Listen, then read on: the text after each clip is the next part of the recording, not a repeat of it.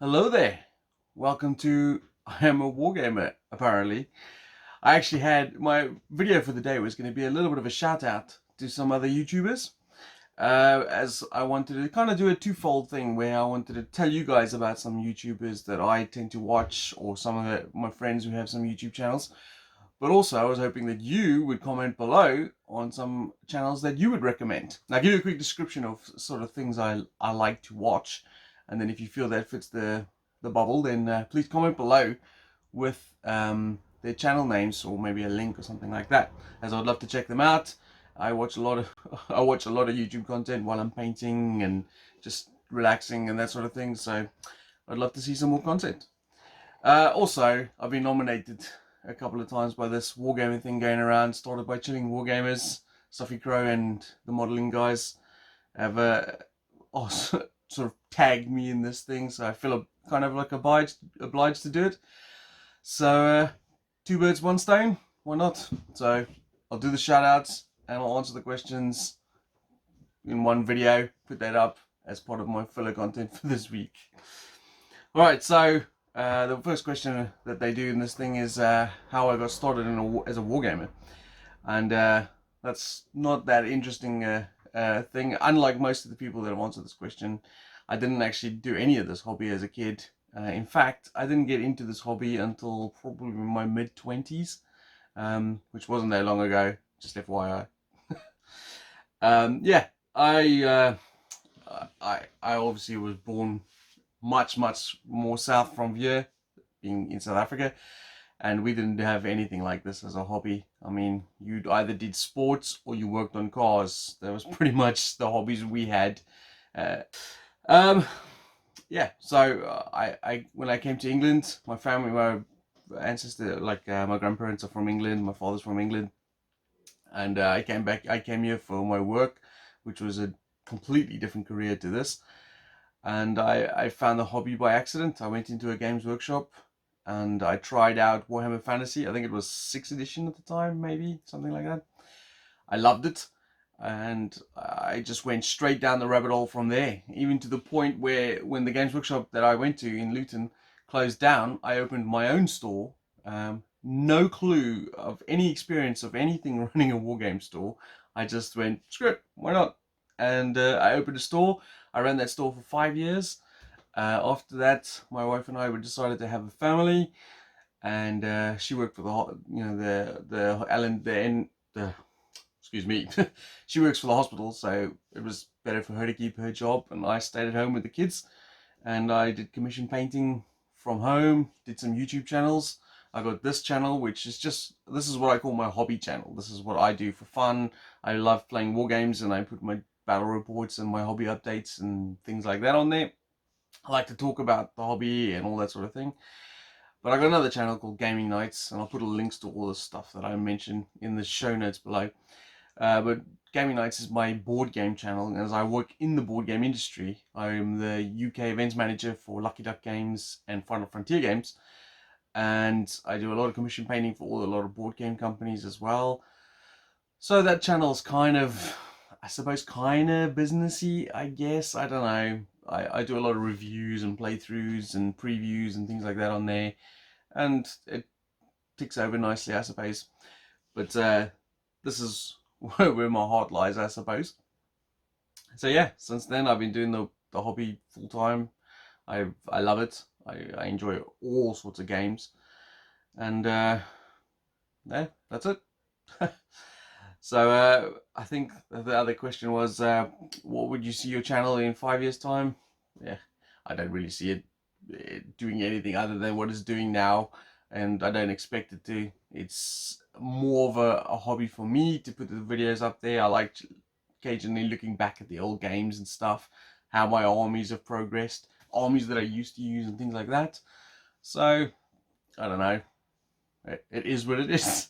I don't really expect anything from this channel. But it's nice when it grows, and you know, when more people watch, you get a fulfillment out of that, and that's cool. So I guess for it to grow more, I suppose. I think another question is, what suggestion or tips would you give to new hobby YouTubers? I definitely say the one thing I'd say is stick it out. I mean, if you enjoy doing it, just forget about everything else and just put your content up. People will find you and watch you. And if they don't, I mean, if you still enjoy it, do it anyway. It's like the old school forums used to be. You know, you log your pictures and your army results and your battle reports on the old school forums.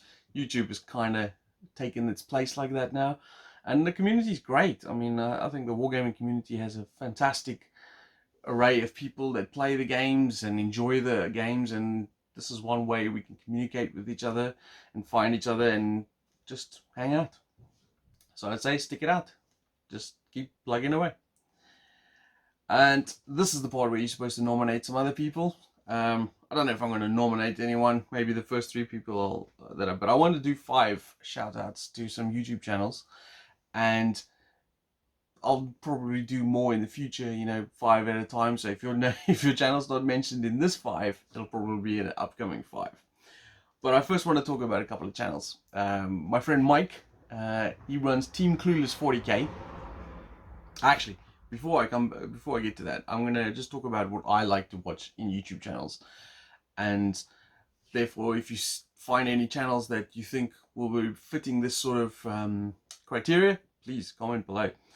So I like watching battle reports. I especially like battle reports of the more obscure games that I like. You know, Lion Rampant, Dragon Rampant, Aegis, Magic, those type of things. I like when people take different armies and different figures and add their own spin to it, rather than just go to the shop, pick off the like, I'm playing dwarfs, I'll just pick up the dwarfs. I'm playing elves, I'll just pick up the elves, that sort of thing. I like it when people put a bit of flair into their armies, if you like, a narrative.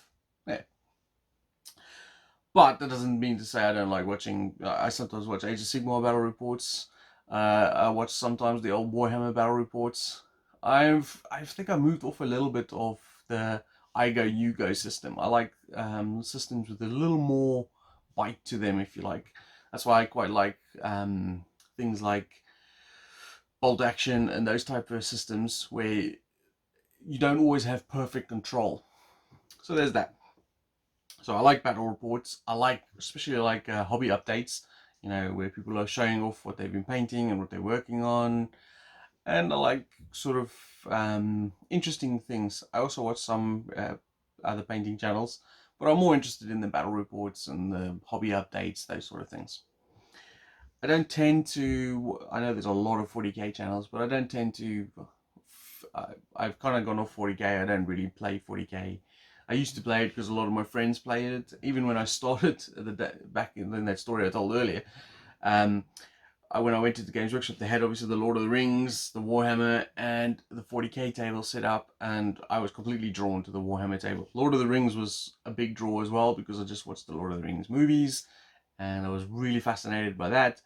But the Empire and Orcs and the medieval nature of it, the swords and shields, I quite like that. The 40k didn't do anything for me, but I got into 40k at a later stage due to the fact that a lot of my friends played it. So, in that being said, I'm now going to talk about Mike's channel, which is called Team Clueless 40k, and he's pretty much the only 40k channel I do still watch. And why I watch Mike's channel is because Mike does a lot of interesting things when he plays 40k. He doesn't just, he's a really heavy power gamer, if you know Mike. But when he plays a narrative game, he really goes into the narrative, and I really like that. He comes up with some interesting scenarios. When he makes a scenario, he goes full out, you know, rules, victory conditions, the works. So it's fun watching his games. Some of them are nonsensical, some of them are really interesting, some of them are linked, and he's always open to new ideas. So I would definitely, if you're a 40k fan but not into the sort of meta game 40k, check Mike's channel out. I think you'll be surprised. The next channel I want to talk about is the channel's called Cult of Cano. I don't know the chap's name. I don't think he's mentioned it, or maybe he has, I just can't remember. But let's just call him the Celt. I like his channel. He does very simple battle reports, generally more to do with Saga, but he's doing a Warhammer 6th edition one currently. He's played a couple of Dragon and Lion Rampant, The Lord of the Rings game as well. I quite like the strategy battle game. I think it's a really good system, and he plays a bit of that. Yeah, he does a lot of different things, and he's a decent painter, and he's interested in various points of the hobby, and his battle report's always interesting. So I would definitely check out the Celts channel. And the third channel I wanted to mention is slightly different. This is called the Bad Squiddo channel, and this is run by Annie Norman. What is interesting about this channel, she doesn't do battle reports or hobby updates, but what she does do is she does every Sunday morning, she does what she calls the Sunday coffee, where she discusses about her week. And she, if you don't know, runs Bad Squiddo Games, which is a manufacturer of publisher of miniatures, of various historical miniatures, but mostly on the women's side of things. So female characters, female heroes, and all periods, Vikings, World War II, etc. But what's interesting about it as a channel is you get to see a little bit of a hindsight, behind the scenes, of what happens from someone who has to hire painters to paint up the figures, hire sculptors, and get things packaged and out into retail stores and things like that. It's quite interesting. I quite like that. So I definitely have a look, and her discussions on Sunday is always quite interesting as well. So check that out. Then I'm going to talk about the fourth channel. Is another friend of mine called James. He does the Scruffy Crow channel. Now, James is a prolific painter. He does a lot of games, just like I do. We play various different games. And what's interesting about his channel is, like, for example, he just recently did an Oathmark army, a Dwarven army. But instead of just going straight down the route of, say, Games with Dwarves or just Oathmark Dwarves and stuff, he picks up dwarves from different companies, compares them, and shows you how they paint up and things like that. I find that quite interesting because there's a lot of manufacturers out there who do a lot of different miniatures, and it's quite interesting to see how they fit into different armies, scale-wise, maybe how they compare detail-wise, that sort of thing. And James gets through a lot of miniatures, and like me, he uses his channel as a way of motivating him to get through more painting. So there you go, check out James's channel, Scruffy Crow.